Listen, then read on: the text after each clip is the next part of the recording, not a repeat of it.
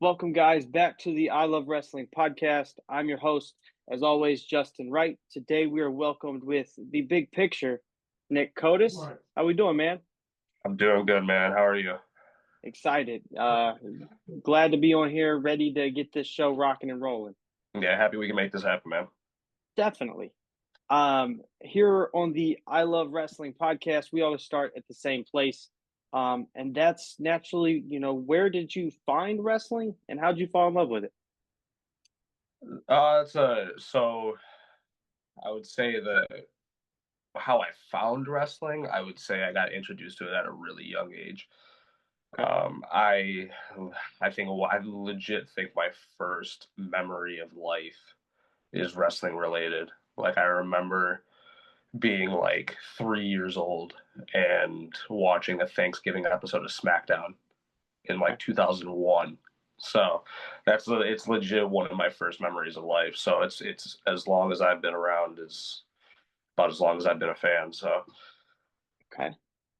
Was there ever a moment that really made it click and say, "Hey, this is something I want to pay attention to forever, or even possibly be a part of"?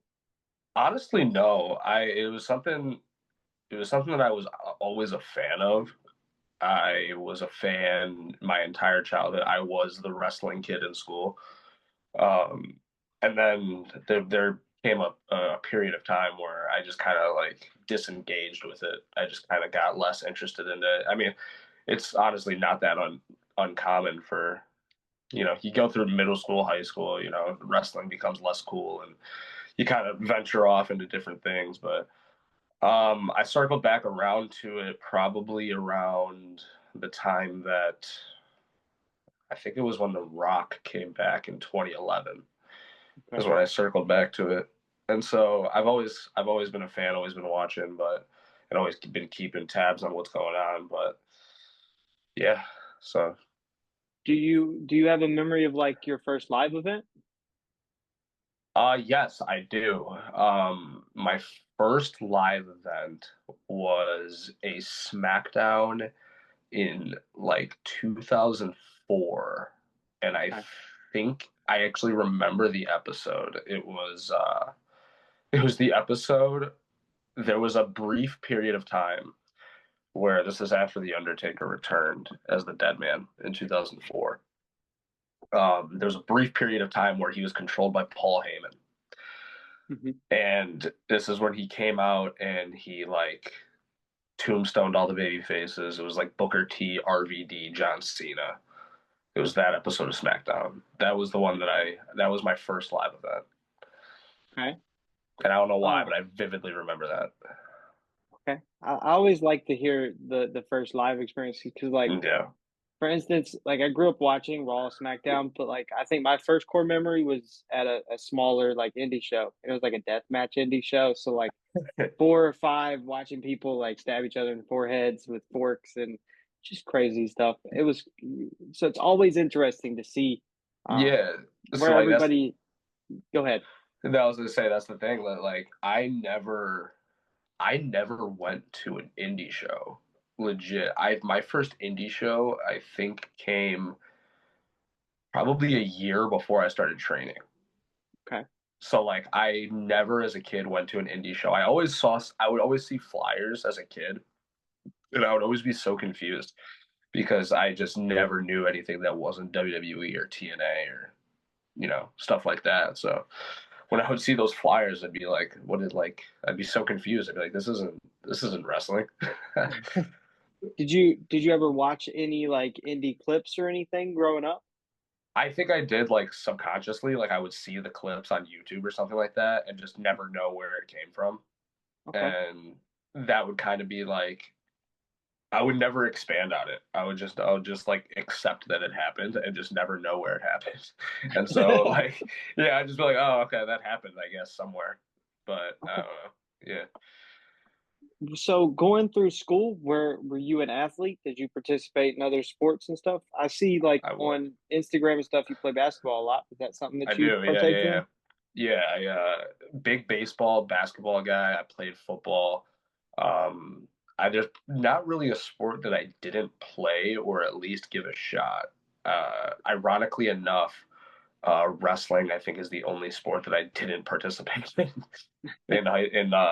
in high school. So yeah, that was yeah, always been an athlete, always, well, using that term, I guess, loosely. I've always played sports, I'll say that. Was there ever any like chance that you went a different route other than wrestling, like maybe a basketball career or football career, something like that? No, I think if there was if there was ever a chance, it would have been baseball. That was the Okay, sport that was the sport that I was best at. I kind of developed my basketball ability later in life. Like I actually like probably developed it in high school. Started playing like in middle school. And now basketball is the sport that I play predominantly now as an adult. So um, yeah, I was always athletic and always played sports, but I was never good enough to like go past like a high school sports career. fair enough. Was like, was there ever any other backup plan career wise, um, for any other field? No, I pretty infamously have been avoiding real jobs my whole life. So I think when wrestling uh kind of popped up and that idea came to me, I was like, well, all right, so if I'm going to work a job that I hate, I'm at least going to do this on the side and have fun with it. This will be like my kind of escape. That's at least what my mindset was at the time, and now wrestling has completely taken over my life. So, So, how did you go about finding a training facility? that's what's interesting is that it was kind of part of this whole domino effect from COVID because I honestly never even looked into becoming a wrestler until after COVID hit. And it wasn't even on my own doing. I kind of ran into, um, if you know if you know the wrestler Pat Monix, Project Monix, Okay. I I ran into him at a gym, and just through conversation, it was just like, oh, like like, oh, you like wrestling? Oh yeah, yeah, like wrestling. He was like, oh, well, I am a wrestler. I was like, oh, word. And then like that was kind of he was like, yeah, do you watch like indie wrestling? And I was just like, no, not really. Like I do, but like I don't. But at my like in my mind at that time, like Ring of Honor was indie wrestling, so I was like, yeah, I'd watch some indie wrestling. Um, but we just started talking, and he was just like, yeah, like at the time he was taking time off to heal some injuries, and this was right around the time that gyms were opening up again, post COVID. And so he was looking to get back into the ring and get off the ring rust. And he just asked if I wanted to join, and I had never even been in a ring at that point. So I decided to join him, and I liked how bouncing around a ring felt, and that was kind of the end of it. And then from there, it just kind of from there he referred me to freelance, where I got my training done. And yeah, the rest is history with that. Do you like, not do you, what are some of like your fondest memories of training at Freelance? Um, I would say my fond meeting the people that I'm friends with today. Like uh, Stone Ambrose is one of my best friends, and that's who I met him through freelance.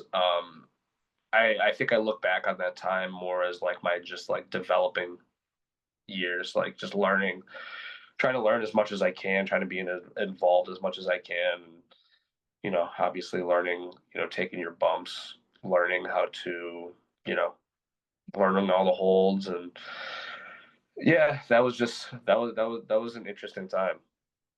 Is that where the big picture persona came from? Yes, I would say the big picture persona has always been. I always say that the big picture persona is just me. It's literally just who I am as a person. There's just now a name to it. Um, because before when I was making my debut, I kind of got put into this character or this persona that not necessarily that it didn't fit me, I was all right with it, but it wasn't truly what I wanted to be doing. So the big picture was kind of something I had to develop as an out of what the current situation was, and then just slowly, you know, the more matches I had and the more appearances I was making through freelance, I just kind of shed the old on-site character that I had in that tag team, and the big picture has been alive and well ever since. How long after your training started did you actually get to participate in your first matchup? So my first match came 10 months after I started training. Um, so I started in May of 2022, and my debut happened in March in 2023. Okay. Um, yeah, if you ask me, I probably think it should have happened a little bit sooner, but I understand we had the first ever freelance student academy show, so they were trying to load up the debuts on that show, so I had to wait a little bit longer. But hey, man, everything happens for a reason. Do you like the aspect of having the student academy shows separate than like the normal freelance shows? Do you think that Yeah, helps showcase I talent? I think it's pretty cool. It's an idea that Isaiah Velasquez, the head trainer, he had, and it's kind of grown now. The one that they're about to do at the end of February is has sold out Logan Square Auditorium, so that's pretty cool. Um, I won't be participating in it, unfortunately, but it's still pretty cool because we were doing it at the school. Like we were literally having the shows at the school. We would clean out the school and make it turn into this makeshift arena for these shows. And it was honestly really cool. I enjoyed both of the student shows, especially this one that I participated in last year. But yep. What would you say are like some of the struggles to, leaving from your school and trying to branch out to other independent promotions?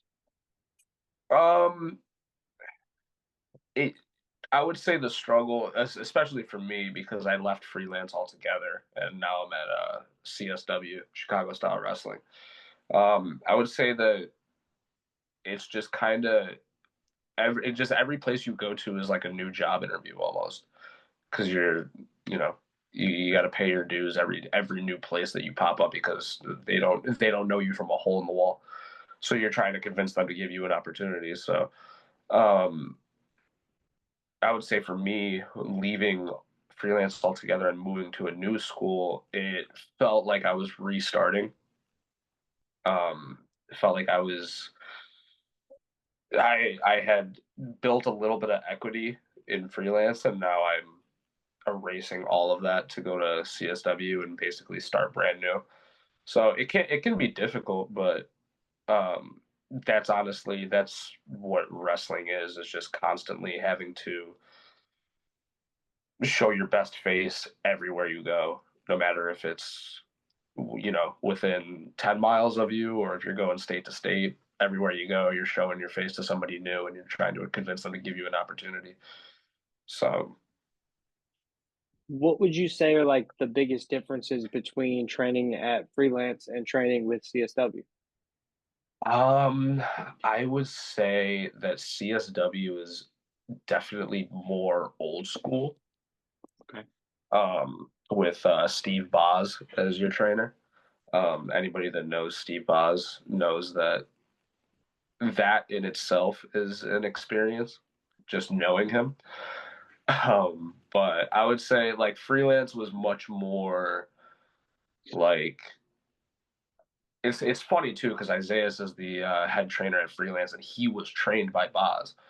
So in ways they're similar, but in a lot of ways they're different as well. I mean, CSW has been at the same spot for like 20 years probably, Yeah.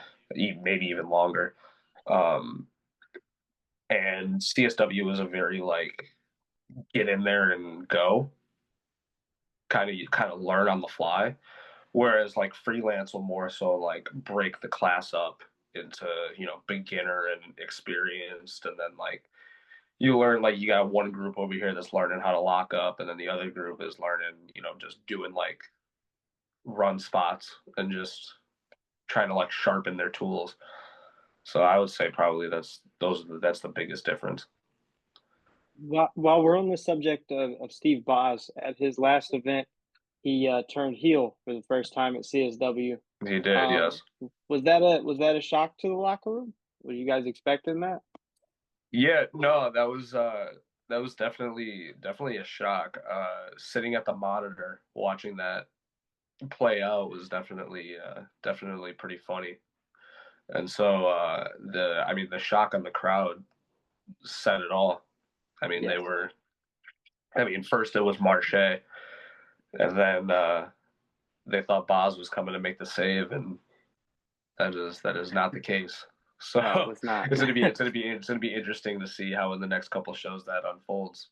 But As far as like just CSW goes, as itself, like what do you want to get out of CSW in 2025? Are you looking for championships? You looking for special opponents? Like, what are you looking for personally? so the big picture is always looking to do as much as he can. Right now, I'm in a weird kind of spot. I would say right now my goal for CSW is to get on the main card, get advertised for the main card. Um, if CSW ever figures out that 2 + 2 = 4, then this will happen sooner than later. But um, until that happens, I can only control what I can control. So we're going to keep pushing forward with that. Um, I'm just looking to advance my wrestling career. I'll wrestle whoever and whatever, any type of match. I'm not picky. So Okay. Um, Something like upon doing research that I noticed that you were able to do was you actually was security detail kind of for Mustafa Ali during a it New Japan was. show. I was, yes. How did that come about? And what's it like working with Ali? So Ali's really cool. So he would pop in and out at freelance quite a bit. That was kind of like where he would come on his off days and roll around or do whatever he had to do.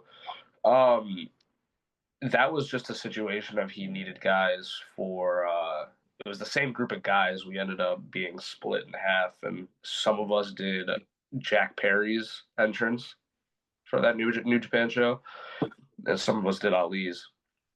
And so I did Ali's, and that honestly that was a pretty cool experience, just because obviously being out there for an arena show like that for New Japan, and being out there, kind of feeling the atmosphere for the first time, was a pretty cool experience. And now Ali's got his own school, so Is that something you've ever thought about attending, or are you firmly at CSW? that's actually where I'm at now, Okay. is Ali's school. I'm at the Chicago Wrestling Center. Okay. So I still am at CSW, but uh, Ali's school is where I'm primarily at right now. Okay. Do you think it helps getting, pieces of your wrestling training from just about everywhere? Do you think that helps give you an advantage to Absolutely. I think if you stay in one spot, you're kind of you're shackling yourself learning from just like one source. You kind of need to branch out and go to these different places and kind of see what fits with you, what doesn't fit, what you like, what you don't like. And it's honestly been one of the things that has been the most beneficial to me, um, period, is because I mean a lot of people will train at one spot and never branch out, and they kind of, I mean, they don't ever really get better. So if you're really passionate about what you're doing, then you should always be looking for help and advice and criticism from all the outside sources that you can get it from. do you think that helps get your name out there to where you could get picked up by somewhere quicker? Yeah, absolutely. That was kind of the motivation behind me going to to Ali's school now. Is Ali has kind of a unique perspective on everything because he's been everywhere. Now he's just recently signed with TNA, and so he had even told us, like, he was like, if I could help you guys get, if people ask me for guys, or if they're, if I can help you get your name somewhere, like, that's what I'm here to do.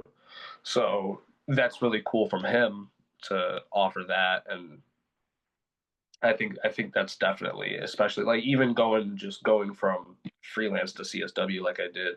I met a whole new group of people, got my name in with a whole another group of people, and I'm doing things like I was able to do things like wrestle for NWA Chicago, which I wouldn't have been able to do had I been staying in the same place. So it's just one of those things where, yeah, naturally your name is going to get out there more. Okay. What was your experience like working with NWA Chicago? And is that something that you think will come up in the future for you? Hopefully. I honestly I had a lot of fun doing it. It was a unique experience to me because it was my first time doing it. And seeing how they run a show differently, because they were running it like a studio show and running it kind of like a TV product in a way. So Okay. that was honestly a pretty unique experience for me. So yeah, I would definitely love to go back and definitely love to wrestle for them again. Did you get to like talk to anybody like Billy Corgan or anybody like that while you was there? I did, yeah. I talked to Billy Corgan briefly, just kind of like highs and buys and introducing myself to him because he's a busy guy. But yeah, I was able to talk to, a few of the NWA guys that I don't usually see around. So You mentioned like going up and just saying hi and bye, making yourself making an impression. Do you think that's something that's lost in today's locker rooms, or is that something that you still see heavily? Because I mean, you used to hear about it all the time. I don't really hear about it nearly as much anymore. yeah, I think I think in any locker room that you're in, you should say your highs and buys to everybody that's in there just out of courtesy. I don't know if it's necessarily lost. I would actually say it's probably more prominent because Okay. so many people are such kiss asses these days. So I think it's actually probably I think there's probably a few people that could probably dial it in. Okay. But yeah, I think it's always there. That's kind of one of the things that you learned like day one is the do's and don'ts around wrestling. And people, your trainer should teach you not to, be a mark for people that you're seeing for the first time. So How do you deal with those individuals, those that are just being over the top? Do you just ignore them? I would say, um, yeah, the ones that are over the top, I would say, everybody's aware of it, so it's kind of just like one of those things where you're just like dismissive of it in a way. Okay. So sometimes it's good just pull them aside and be like, hey, reel it in a little bit, but those people are always going to exist because wrestling as a whole has become less. What's the word I'm looking for? Has been less, I guess, particular about who they let in. Like anybody can be a wrestler now, so Yeah. I think, yeah, those people are always going to be around. Okay. Something that I paid a lot of attention to on your social media was, um, you know, you did a promo after you won the Defiant Pro Wrestling Heavyweight Championship, where you explained your 8 month journey to getting that title. Yes. Um, what was it like, being able to chase that title down and win it, and not only win it, but win it in such a grueling match like the Bloodline scaffold match? Yeah. So the Bloodline Rules scaffold match. That was honestly, I think, the first, I guess, story I was able to tell in wrestling because we started in October of 2023, and then that went all the way, yeah, went from October 2023 and then all the way to June of 2024, where the scaffold match happened, and a whole bunch of stuff in between that with Gunner. But that was, yeah, I mean, that was, I mean, to win my first singles title, um, in that kind of match, which like, those matches they're pretty rough, when you got, thumbtacks and scaffolds and all the Tables. weapons, yeah, all that stuff. So those can weigh on you, but it was honestly, I don't think I would have had it any other way, because now I can go back and be like, oh yeah, well, this is how I won my first title. A lot of people win their first title in a lot different fashion. So I think that whole thing was pretty cool. What's been your favorite title defense so far for that championship? My favorite title defense, Yes. I would say, the smart ass in me would be like, oh, the next one, right? But I honestly, I had two recently. My first two matches of 2025. I enjoyed both of them. Honestly, I had two pretty good matches. One this past Saturday at All Star Lucha Libre in Berwyn. Um, I've actually been defending the Defiant belt at different promotions, so that's been pretty cool. So I defended it at All Star against Manny Cortez and Saban Gage. I that was a pretty good match that I enjoyed. And then the weekend prior at Defiant, I defended against Reagan Lydale, and that was another good match, which I won completely clean, and the tape will show that. We are about at that 6 month point, maybe just over that 6 month point. Are you looking to hold the belt for a year or more?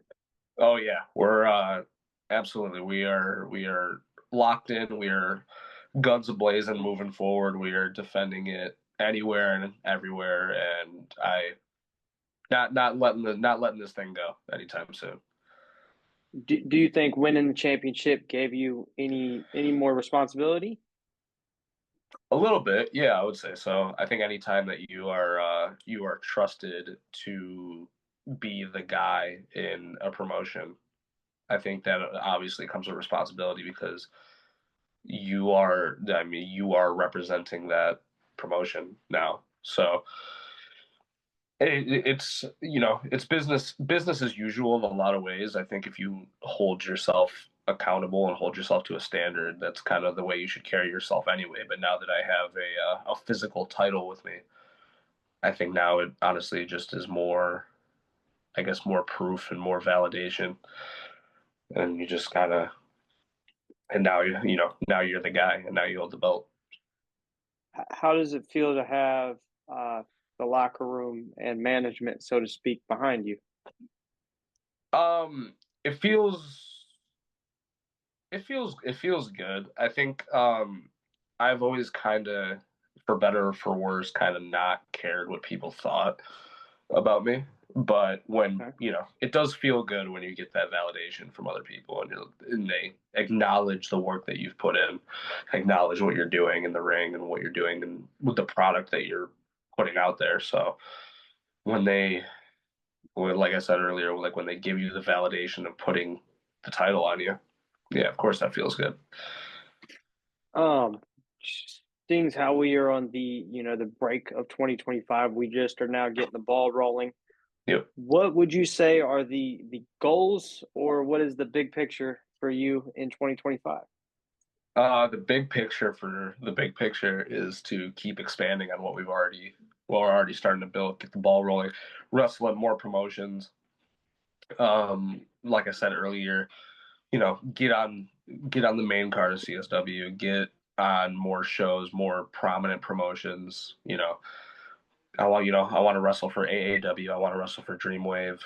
I would love to go back to freelance if that opportunity ever presented itself. I want to wrestle anywhere and everywhere. There's nowhere that I won't go. From the lowest tier indie promotion to the highest one. Like, I will go anywhere. And 2025, I made a post at the beginning of the year, and I was like, let's have a really hard year. And that's what I want to do. I want this year to be really difficult. I want this year to be, because that's how you get better. That's just how you grow as a person and grow as an individual, grow as a performer. So I'm just looking to wrestle anywhere that I can, wrestle whoever I can, and just continue to grow. Okay. I got two more questions. For sure. One is, in building a persona and building a character, and just watching wrestling, there's always inspiration. Yes. Who would you say, like, wrestling wise, have been your biggest inspirations your to building the big picture? So I would say the big picture is it's kind of like the love child of like many different wrestling personas that already exist. I would say that the biggest inspiration towards the big picture would have to be The Rock. The Rock was my first favorite wrestler when I was a child. Still is to this day. Even the stuff that he's doing today with the Final Boss, like he's the best ever, and you can't convince me otherwise. So definitely him. CM Punk is another one. Him more in ring style, I would say. Like when I'm going back and I'm watching tape, it's a lot of guys like CM Punk, Samoa Joe, those kind of guys. So I would say like Rock, Punk, Joe, Roman, all those kind of guys are the ones that they all kind of feed into what my idea or what I want in the big picture the wrestler to be. Okay. Uh, Last question I'm going to throw out there is: do you have any advice for anybody that's looking to get into professional wrestling? I would say that my advice to anybody looking to get into wrestling is to be honest with yourself right away, because there's a lot of people that get into wrestling and they think that they can do it because they see it on TV and they think that that's something that they can do. And then they are very sorely mistaken when they get into a ring and then they realize like, oh, yeah, this is very physical. This is even more demanding than a sport would be. And you got a lot of these people that don't play sports, they don't work out, they don't do anything, and then they just kind of want to be a wrestler. Be honest with yourself, like, because it's tough. It's tough. It hurts. It is demanding. It is, and then like on the adverse uh, side of it is just have fun with it. Have fun. You don't. Not everybody's goal needs to be main eventing WrestleMania. Okay. Everybody has different goals. Everybody has different ideas of what they want to do in wrestling. Just have fun with it. That's honestly the biggest thing that I just try to do with it. When I got into wrestling, I was like, I have zero expectations. I'm not getting into this thinking like I have to sign a contract. I have to, be on TV. Obviously those things are like back pocket goals that I have, of course. It's just not something I'm hanging my hat on. And it's not bad. I'm not saying don't have those goals. You should have those goals. If you want to do this, you should want to be the best. But those are the two sides of it that I would say. Just have fun with it, but also be honest with yourself. Okay. The have fun with it aspect, I think I've taken that with this. That's kind of my whole goal with the podcast, is just to have Absolutely. fun. And before I get you off here, I just want to say thank you, Nick. It's a great time. Hopefully, maybe at the end of the year, maybe beginning next year, we can get an update and see where the big picture's at. Hell yeah. Absolutely. I appreciate people like you that do this kind of things, that give wrestlers that may not get it a platform and give them, show a side of them that people obviously wouldn't see otherwise. So I think what you're doing is cool, man. So keep doing what you're doing, and if we can circle back in about a year's time, then yeah, I'm absolutely down for it. Sounds good. Before we go, do you have any social medias or anything you'd like to plug? Yes, so you can follow me on Instagram or on Twitter at Nick Kotas _. You can catch me at Defiant Pro Wrestling in Dwight, Illinois. You can catch me at CSW in Franklin Park. You can catch me at Honor Among Wrestling in Bettendorf, Iowa, All Star Lucha Libre in Berwyn, all these places, and just pay attention to the socials. You never know. Never know where you're going to see the big picture. Sounds good, man. With that, I will leave this at see you later. I appreciate it, man. Thank you. Of course.